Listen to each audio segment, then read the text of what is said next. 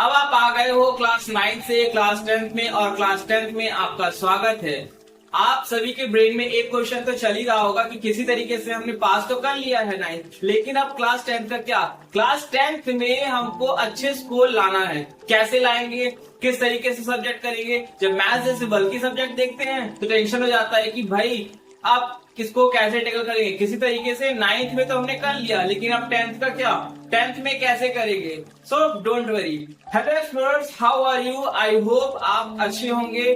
Welcome to NS civils. My name is Gaurav और मैं आपके लिए लेके आया हूँ क्लास 10th का पूरा सिलेबस। मैथमेटिक्स का हो चाहे ऑल सब्जेक्ट हो, बट इस वीडियो में बात करेंगे मैथमेटिक्स का। तो मैं लेके आया हूँ आपके लिए मैथमेटिक्स का पूरा सिलेबस, जो कि हमें साल भर में क्या क्या पढ़ना है आज के इस सिलेबस में हम कंक्लूड करेंगे। ओके, तो चलिए शुरू करते हैं आज की क्लास। आज के सिलेबस का फर्स्ट यूनिट है रियल नंबर। अब रियल नंबर हमें क्यों पढ़ाया जाएगा इस साल, ये भी हम समझेंगे। सबसे पहले हमको देखना है कि किस तरीके से हमें स्टेप बाय स्टेप टॉपिक्स को कवर अप करना है। टॉपिक नंबर 1 2 3 4, तो टॉपिक नंबर 4 तक हमको कंप्लीट करना है। टॉपिक नंबर 1 में इंट्रोडक्शन देखेंगे, रियल नंबर एक्चुअली है क्या। रियल नंबर पिछले साल में जो पढ़े थे, natural number, okay, rational number, irrational number, तो इस साल हम उसको पढ़ेंगे कि होता क्या है। जैसे कि 1 2 3 4 समथिंग, 1 2 3 4 5 और √5 हो गया, √2 हो गया। इसके अलावा पाई की वैल्यू जब हम सबको साथ में लिखते हैं तो इसको हम बोलते हैं रियल नंबर। तो इसका और एक्सप्लेनेशन चैप्टर्स में करेंगे। सेकंड हमारा टॉपिक आएगा फंडामेंटल थ्योरम ऑफ अर्थमेटिक्स। इसकी डेफिनेशन देखेंगे, फिर किसे बोलते हैं। तो इसमें यहाँ पर हमें प्राइम फैक्टर्स देखना है, इसमें हमें एचसीएफ एलसीएम कैसे निकालते हैं वो देखेंगे। इसके अलावा हम और भी बहुत सारे क्वेश्चन को करने वाले हैं। सपोज हमारे पास 24 है, अब 24 का फैक्टर्स क्या होगा, 2 इंटू 2 इंटू 3, तो ये है फैक्टराइजेशन। तो इसी को हम ऐसे ही कुछ क्वेश्चंस को इसमें करने वाले हैं। बट डोंट वरी, टेंशन नहीं करना है, क्योंकि पूरा का पूरा सिलेबस स्टेप बाय स्टेप। अगर कोई भी डाउट होगा तो आप कमेंट्स करके बता सकते हो। नेक्स्ट टॉपिक है division irrational number. Irrational number जिसमें कि पाई की वैल्यू देखेंगे, √2 को देखेंगे, डेसिमल एक्सपेंशन को देखेंगे, नॉन टर्मिनेटिंग फैक्टर क्या होता है, repairing factors of √2 and price की वैल्यूज भी हम इसमें देखेंगे। देन उसके बाद हम करेंगे पूरे चैप्टर की समरी, और समरी करने के बाद इसके एक्सरसाइज के क्वेश्चंस को भी हम टैकल करेंगे। So don't worry. इसके बाद हमने आप देख लिया कि चैप्टर फर्स्ट में क्या क्या करना है, तो अब चैप्टर सेकंड में भी मूव करेंगे। और सेकंड चैप्टर हमारा रहने वाला है पॉलिनोमिनल्स। ओके, तो पॉलिनोमिनल्स में सबसे पहले हम उसकी डेफिनेशन, उसकी मीनिंग क्या होता है, ये सब हम इंट्रो पार्ट्स में सीखेंगे। Just like of x² plus 3x plus 2। अब इसमें हमको देखना है कि x² की पावर है वो नेगेटिव नहीं है, तो यही हमारा पॉलिनोमियल्स में अलजेब्रिक एक्सप्रेशंस रहेगा। ओके, फिर उसके बाद हम आएंगे geometrical meanings of a polynomials, just like 0। ठीक है, तो ये जैसे कि p की वैल्यू हमको फाइंड करनी है, और वहां पे दिया है कि p x की वैल्यू दी है x इज इक्वल सबट्रैक्ट 2। तो इसको कैसे फाइंड करना है, तो ये हमारा सेकंड टॉपिक इसमें चैप्टर में रहेगा। थर्ड टॉपिक में हम एंटर करेंगे और हमें पढ़ना है relations between zero and coefficient of पॉलिनोमिनल्स।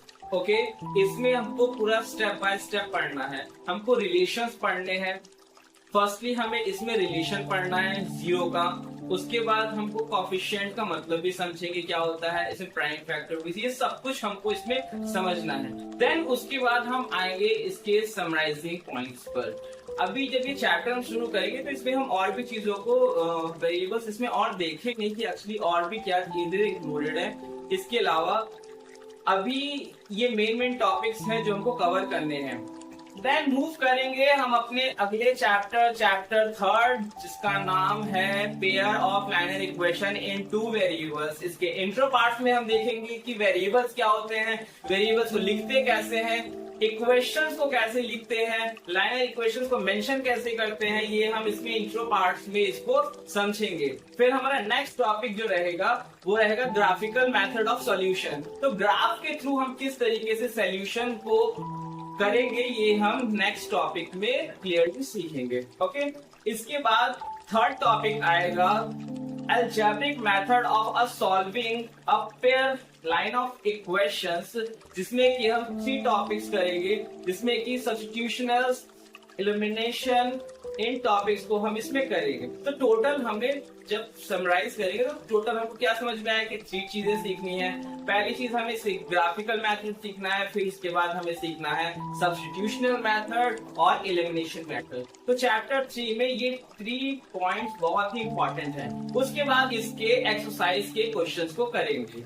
फिर हम आएंगे क्वाड्रेटिक इक्वेशन चैप्टर नंबर 4, जिसमें कि टोटल 5 पॉइंट में डिवाइडेड है चैप्टर। फर्स्टली है इंट्रोडक्शन, उस देखेंगे कि क्वाड्रेटिक इक्वेशंस क्या होता है, उसकी डेफिनेशंस के कुछ एग्जांपल्स देके हम समझेंगे इस चैप्टर्स में। ओके, फिर हम आएंगे नेक्स्ट टॉपिक क्वाड्रेटिक इक्वेशंस के कंपोनेंट्स को भी सेकेंड टॉपिक्स में समझेंगे। तो डोंट वरी, हम इसे स्टेप बाय स्टेप करेंगे तो बिल्कुल भी कंफ्यूजन नहीं होगा, क्लियरिटी आपको रहेगी।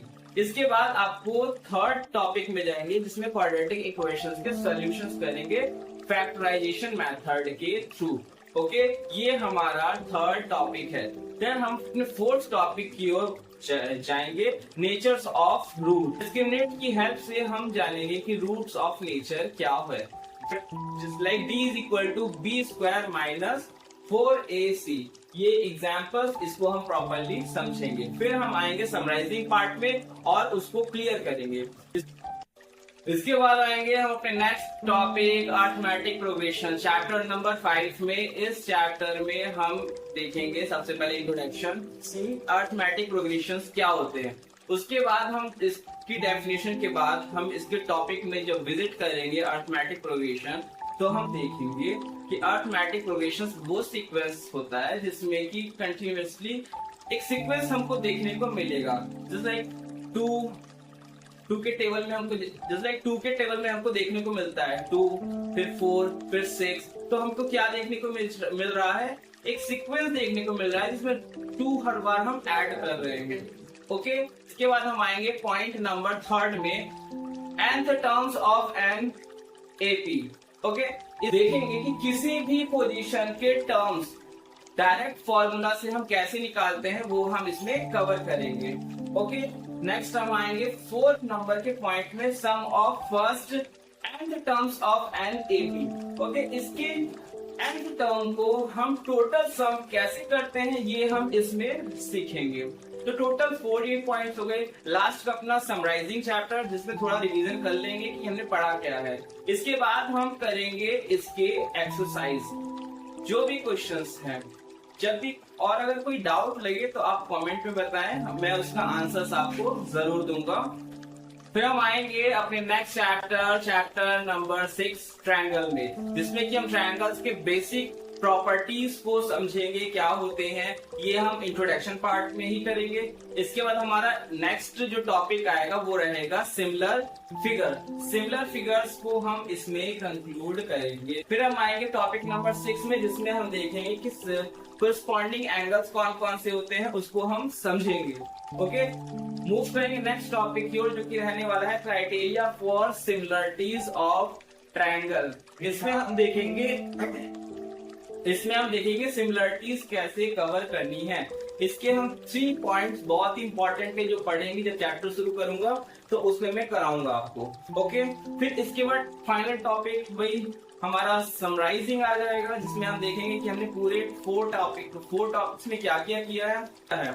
ओके, मूव करते हैं चैप्टर नंबर 7 में, कोऑर्डिनेट जियोमेट्री, जिसमें कि हम देखेंगे सबसे पहले इंट्रो पार्ट, कोऑर्डिनेट जियोमेट्री क्या चीज है, क्या इसकी डेफिनेशन है, इसको बोलते हैं। फिर हम इसमें आएंगे और देखेंगे सेकंड पॉइंट में डिस्टेंस फार्मूला, जो हमारे लिए बहुत इंपॉर्टेंट है। पाइथागोरस फार्मूला आपने क्लास 9 में भी पढ़ा होगा, 8 में भी पढ़ा होगा, अब क्लास 10 में फिर से पढ़ना है आपको पाइथागोरस थ्योरम। ओके, ये करने के बाद हम अपने अगले टॉपिक पर आएंगे, सेक्शन फार्मूलाज क्या होते हैं। फिर हम आएंगे नेक्स्ट टॉपिक समरी, और इसके बाद हम करेंगे अपना चैप्टर एक्सरसाइज। फिर हम मूव करेंगे अपने नेक्स्ट चैप्टर नंबर 8। इसमें हम देखेंगे इंट्रोडक्शन पार्ट में ही जान लेंगे कि ट्रिग्नोमेट्री है क्या। ऑलरेडी आप क्लास 9 में आपने पढ़ा है, आपने 8 में भी पढ़ा होगा।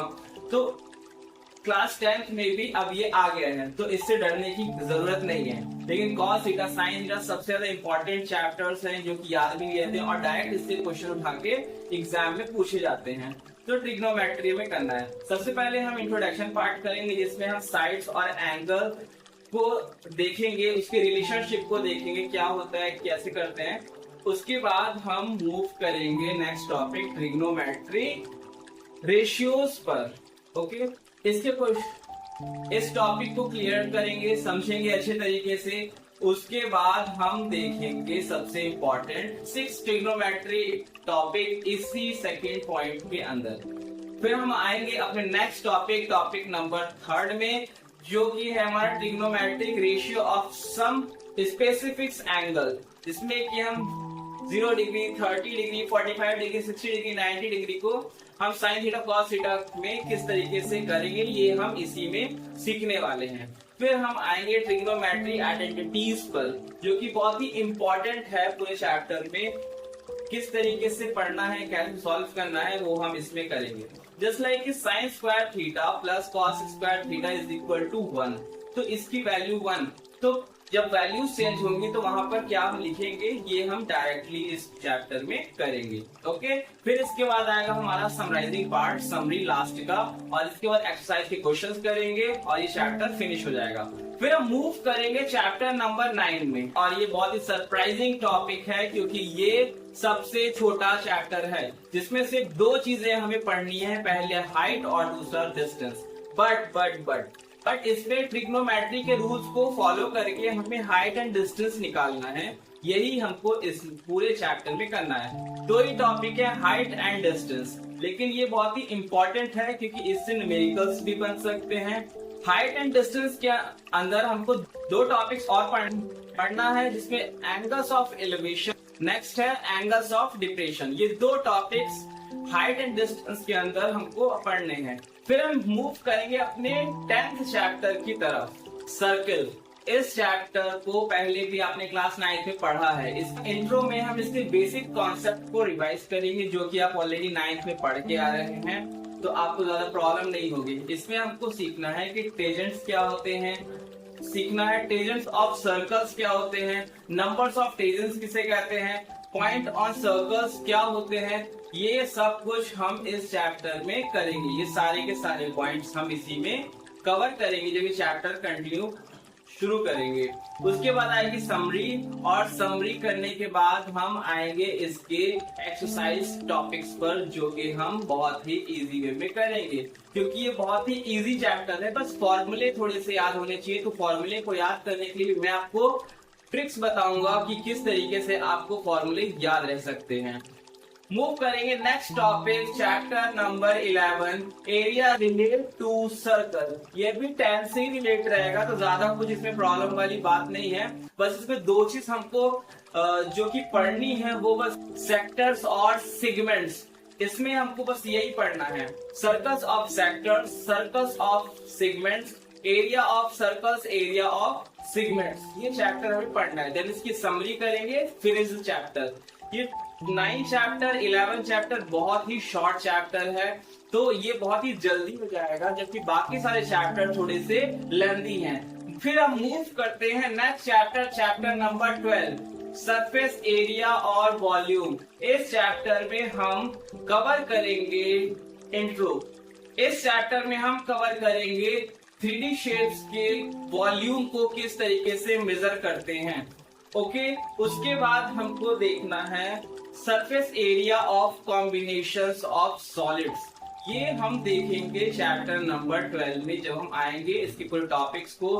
सपोज कोई भी एक शेप है, वो पूरा ही अंदर से भरा हुआ है, उसका हमको वॉल्यूम निकालना है, तो वो हम इस चैप्टर में सीखेंगे कि कैसे हम निकालेंगे। फिर volume of combinations of solid, solid में वॉल्यूम हम कैसे मेजर करेंगे, वो भी हम इस 3rd टॉपिक में सीखेंगे। कि टोटल कैपेसिटी ऑफ वॉल्यूम्स, यानी कि अगर कोई ग्लास है तो उसमें टोटल कितनी कैपेसिटी है वाटर को रखने की, वो भी हम इस चैप्टर में सीखेंगे। फिर आएगी हमारी समरी, और समरी कंप्लीट करने के बाद इसके भी एक्सरसाइज को मैं आपको कराऊंगा पूरे तरीके से। फिर हम अपने लास्ट सेकंड चैप्टर में मूव करते हैं। 13 चैप्टर स्टैटिस्टिक्स। इसमें हमको सिर्फ 3 चीजें पढ़नी है, मेन, मीडियन, मोड। 3 टॉपिक्स हमारे रहने वाले हैं। फर्स्ट टॉपिक मेन रहेगा, मेन ग्रुप ऑफ डेटा। फिर सेकंड है mode group of data and third is median group of data. फिर उसके बाद समरी और देन ये चैप्टर फिनिश, और इसके एक्सरसाइज को भी कर लेंगे क्योंकि ये ज्यादा इंपॉर्टेंट नहीं है, लेकिन न्यूमेरिकल्स के लिए चैप्टर इंपॉर्टेंट है। ओके, तो इसके क्वेश्चंस भी हमें करने हैं। फिर हम अपने लास्ट चैप्टर में मूव कर जाएंगे, चैप्टर नंबर 14, जो कि हमारे एनुअल के लास्ट में होगा। चैप्टर नंबर 14 है हमारा प्रोबेबिलिटी ऑफ थ्योरेटिकल अप्रोच। इसमें हमें बहुत सारी चीजें पढ़नी है, टॉपिक्स में ज्यादा कुछ भी नहीं है, फिर भी हम इसको कवर करेंगे। इसमें आपको फेजेस सीखना है कि फेजेस क्या होते हैं, साइड्स किसे बोलते हैं, आउटकम क्या होता है, रोल्स ऑफ डाइस का क्या मीन्स है, मतलब प्रोबेबिलिटी यानी कि संभावना कि अगर कोई चीज होने वाली है तो वो कितने परसेंटेज, कितनी उसकी संभावना है कि हाँ यही आएगा। सपोज कि हमने कोई डाइस को ऐसे फेंका, तो जब हम फेंक रहे हैं तो एज्यूम कर रहे हैं कि इसमें 6 आएगा, 6 आएगा, 5 आएगा, बट ये हम एज्यूम करते हैं, लेकिन जरूरी नहीं है कि वही आए, इसीलिए चैप्टर आपके इसमें इंक्लूडेड है। तो आपका सारा सिलेबस अब कंप्लीट हो चुका है और आपको बताना है कमेंट करके कि आपको सबसे ज्यादा टफेस्ट चैप्टर कौन सा लगता है, ताकि हम उसको और भी इजी बना सके। Thank you for watching this video. अगर आपको लगता है कि ये चैप्टर्स आपके लिए हेल्पफुल रहा है और आने वाली क्लासेस भी आपको चाहिए, तो उसके लिए सब्सक्राइब कर लीजिए चैनल को और बेल आइकन को भी प्रेस कर लीजिए। Thank you for watching this video.